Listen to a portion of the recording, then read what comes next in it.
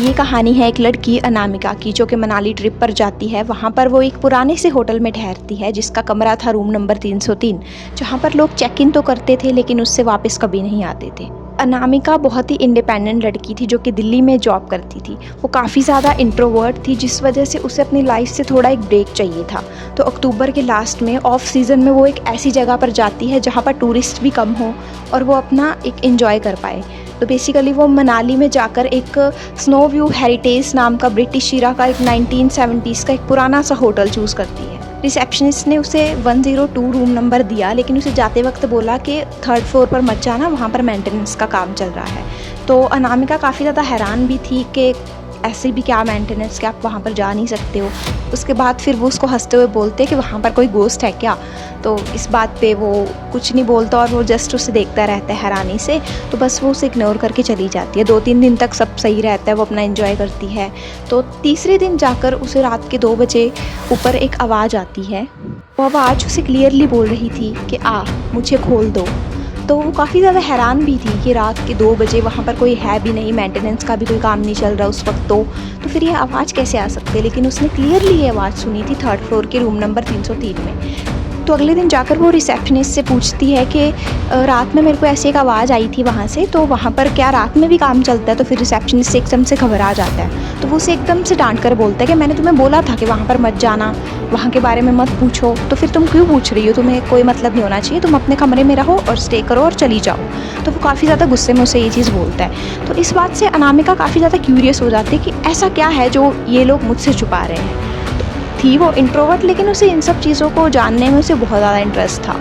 तो अनामिका की क्यूरियोसिटी बढ़ती ही जा रही थी। तो उसी रात को उसी 3 बजे रात को वो 3rd फ्लोर पर जाती है और वहाँ जाकर वो 303 नंबर कमरा ढूंढती है। वहाँ पर एक रेड कलर की बल्ब जग रही होती है और लास्ट में एक 303 कमरा होता है।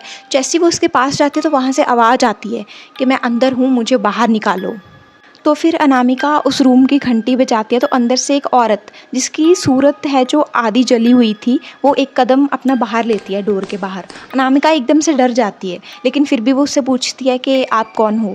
तो फिर वो औरत उससे एकदम से उस वे में बोलती है कि अब तो तू गई, अब तू कभी लौट कर वापस यहाँ से नहीं जा पाएगी।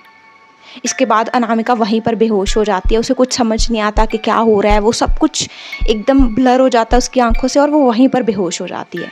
अगले दिन सुबह अनामिका रिसेप्शन के सामने बेहोश पड़ी मिलते। जैसे उसे होश आता है तो फिर वो अंकल को सब कुछ बताती है कि रात में ये सब हुआ। तो फिर अंकल उसे कहता है कि तुम्हें किसने बताया 303 नंबर कमरे में, तुम वहाँ पर कैसे गई।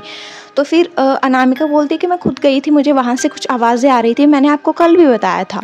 तो इसके बाद से फिर वो अंकल उसे सारा सच बताते हैं कि 1947 के बाद वहाँ पर एक लड़की रुकी थी प्रिया नाम की, जिसके ऊपर ब्लैक मैजिक किया गया था और उसने वहाँ पर सुसाइड कर लिया था। तब से उसकी आत्मा शायद उसी कमरे में कैद है, क्योंकि उसके बाद से जब भी कोई उस कमरे में स्टे करने के लिए रुका है या तो वो बेहोश हो जाता है या फिर कभी वहाँ से वापस ही नहीं आता। इसलिए वो कमरा काफ़ी टाइम से हमने लॉक कर रखा है। उसके बाद अनामिका अपने घर दिल्ली वापस आ गई और सब कुछ एकदम नॉर्मल चल रहा था, लेकिन उसके अंदर एक ट्रॉमा ज़रूर था। और उसके बाद से कुछ दिनों बाद उसे हर रात 3 बजे एक अननोन कॉलर आईडी से कॉल आने लगा जिसका नंबर था 303। और जैसे वो उठाती थी तो सिर्फ एक लाइन ही बोलते थे कि दरवाज़ा खोल, मैं वापस आ गई हूँ। फिर ऐसी ही कॉल आती है तो अनामिका भागकर अपने रूम में जाती है, अंदर से लॉक कर लेती है और उसके बाद से अनामिका लापता है। आज तक पता नहीं चला कि अनामिका कहाँ गई। और उसके बाद जब उसका फ़ोन ट्रैक किया गया तो वो फ़ोन मनाली के उसी होटल के 303 नंबर कमरे में मिला था। रूम नंबर 303 एक कमरा नहीं था, वो एक पिंजरा था जहाँ पर एक आत्मा को आज़ादी चाहिए थी, लेकिन कोई भी वहाँ जाता तो वहाँ पर वो एक नया कैदी बन जाता था।